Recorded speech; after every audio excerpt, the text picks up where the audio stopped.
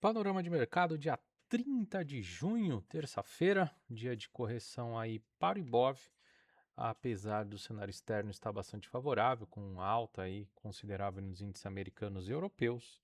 A gente teve um dia aí do Ibov em baixa. Ontem foi um dia de pouca liquidez, né, com o jogo do Brasil. O Ibov aí teve metade do volume que a gente está tendo aí nos últimos 20 pregões. Então foi um dia que não foi muita referência. O Ibov terminou ontem aí praticamente estável, né? 0,05 de queda, pouco se movimentou como esperado, por conta da baixa liquidez, baixa volatilidade ali por conta do jogo do Brasil. E hoje a gente teve uma movimentação muito mais forte, uma queda relevante no início do pregão. Saíram dados fiscais aí que vieram pior que esperados, né? Dívida bruta aí crescendo de maneira significativa, dados fiscais muito ruins aqui no Brasil, cenário político-eleitoral ainda bastante incerto, mas com Lula na liderança. O gringo continuando vendendo, né? Um cenário segue bastante volátil, bastante incerto para esse curto prazo. Nós estamos chegando aí no final de junho, primeiro semestre terminando. A gente começou o ano muito bem e de metade de abril para cá viu a dinâmica mudando bastante, né? Vamos ver se a partir agora desse segundo semestre a gente tem uma melhora, o mercado fazendo fundo e quem sabe revertendo a tendência para alta. Hoje, então, o Ibov fecha com uma queda de 0,68%, fechando nos 172.029 pontos. Depois de tocar na mínima do dia na média de 21, recuperou um pouquinho e fechou acima da média de 9. Então ainda temos a leitura aí de potencial fundo duplo aqui se formando, né, em cima da média de 200. Mas para ativar, a gente precisa voltar lá para cima dos 175 mil para efetivamente trazer uma leitura aí de potencial reversão no curto prazo. E para a gente olhar como que está aqui o anual do Ibov, né? A gente fechou o primeiro semestre aí no dia de hoje. O Ibov termina esses 6 primeiros meses, esse primeiro semestre, com uma alta de 6,77%. Já esteve subindo quase 24%, né? 23,73 chegou a subir, recuou bem, mas fecha ainda no positivo esse primeiro semestre com uma alta de 6,77%. Vamos ver se a partir aí agora de julho a gente começa a ver o mercado recuperando, voltando a trazer uma tendência de alta de curto prazo, mas como eu disse, a gente tem ainda um cenário bastante incerto, com juros ainda muito alto, com um cenário eleitoral favorecendo a continuidade, né, do governo Lula. E a gente sabe que a dinâmica do governo Lula é uma dinâmica do governo que gasta muito, né, só foca aí em arrecadação e não em corte de custos. E isso, obviamente, faz com que haja mais cautela dos players em se posicionar. Vamos observar como a gente vai reagir a partir aqui de julho, né? O S&P fechou com uma alta de 0,79, ontem subiu forte, 1,18, hoje mais uma alta. A gente vai, por enquanto, rechaçando a chance de um cenário, né, de ombro, cabeça, ombro aqui, um cenário que poderia aí trazer uma dinâmica de reversão para a S&P, não se confirmou, respeitou a média de 50 períodos, então a gente começa a ver novamente o S&P mirando lá para a máxima histórica, em 7.620 pontos, e fecha esse primeiro semestre com uma alta de 9,55%, performando aí 3% acima do Ibov, né, e numa dinâmica muito forte de alta aí o S&P. O Dow Jones fechando com uma alta de 0,26, o Dow Jones que vem numa dinâmica muito forte de alta, né, no curto prazo, acabou não trazendo topo duplo, nenhuma configuração que sugere reversão. A gente vem numa dinâmica de techs mais fracas e um rotation para os industriais, o que fez com que o Dow Jones ficasse muito bem aí no curto prazo. Renovou máxima histórica, inclusive, na semana passada, segue muito bem aí. E está fazendo o maior fechamento histórico, o Dow Jones fechando aí nos 52.319 pontos no ano. Está fechando com uma alta de 8,85%, uma dinâmica também muito forte para o Dow Jones. Nasdaq fechou com uma alta de 1,68 e ontem também foi muito bem, fechou com uma alta de 2,25. Fechou o gap que tinha deixado ali de segunda para terça da semana passada e está indo buscar lá a máxima histórica, voltando a se recuperar depois do teste da média de 50 períodos, né? Segurou milimetricamente aí e reagiu. E no ano, no semestre, né? A gente está fechando aí o Nasdaq com uma alta impressionante de 19,91%.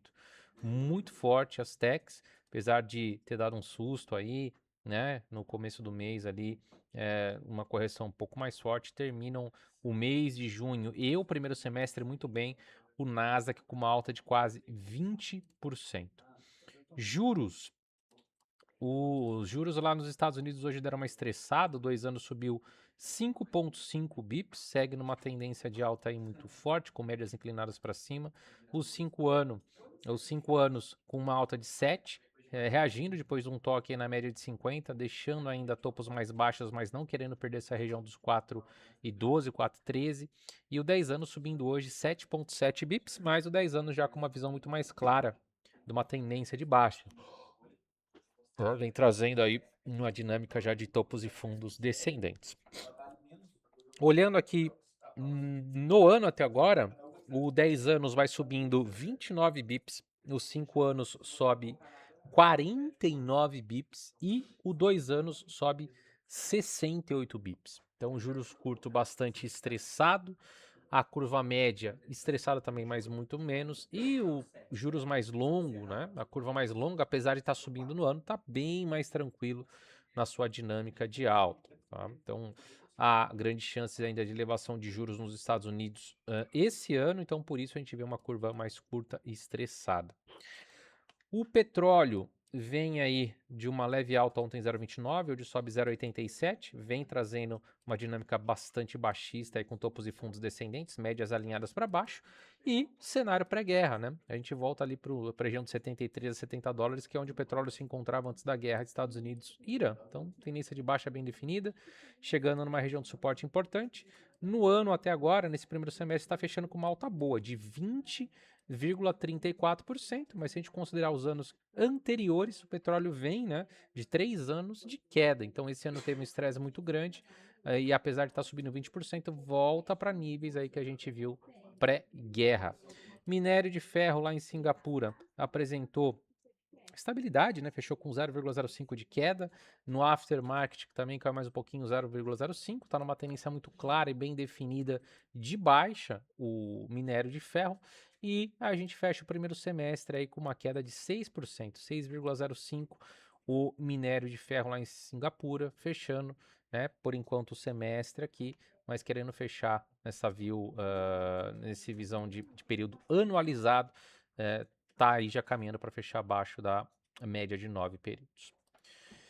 Metais preciosos, o ouro praticamente estável, hoje teve bastante volatilidade, chegou a estar caindo forte, chegou a estar subindo bem e está caminhando para fechar no 0 a 0, 0,07 de alta, tendência muito clara de baixa no ouro, com topos e fundos descendentes, renovando mínima no ano e está caminhando aí para fechar o primeiro semestre de 2026, depois de estar performando numa forte alta, chegou a bater 29,60 de alta, tá fechando o primeiro semestre pelo menos em queda de 7,02, depois de um rally insano aí no ouro, né, renovando máximas históricas.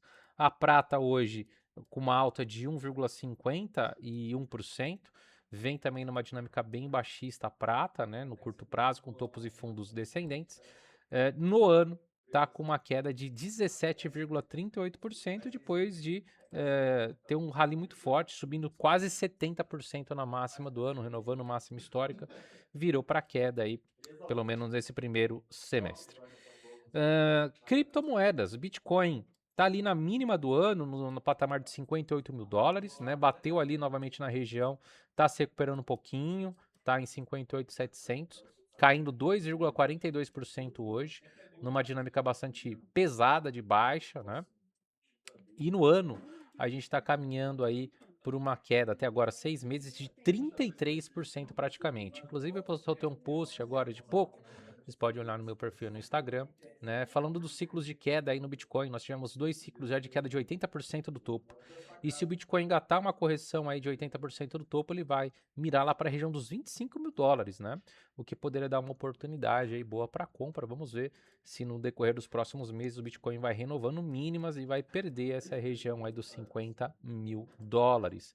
O Ethereum com uma queda de 2,10 no momento, também na mínima do ano. E se perder essa região dos 1.500, mira ali nos 1.385, que foi a mínima do ano passado. E, por enquanto, o Ethereum no primeiro semestre aí, 2026, vai caindo 47% praticamente. Então, uma queda bastante acentuada. É uma criptomoeda, um criptoativo aí que tem mais volatilidade que o Bitcoin. Vamos ver, Bitcoin vier firmar uma queda mais forte, possivelmente vai trazer o Ethereum também muito forte aí para baixo. Vamos ficar atentos, né? A partir de amanhã, novo semestre, mês de julho começando, a gente vai começar a ter um cenário eleitoral aí mais forte, né? Que pode fazer mais preço e a gente vai monitorando aqui para ver como isso vai impactar o nosso mercado. Grande abraço a todos, vejo vocês amanhã, valeu!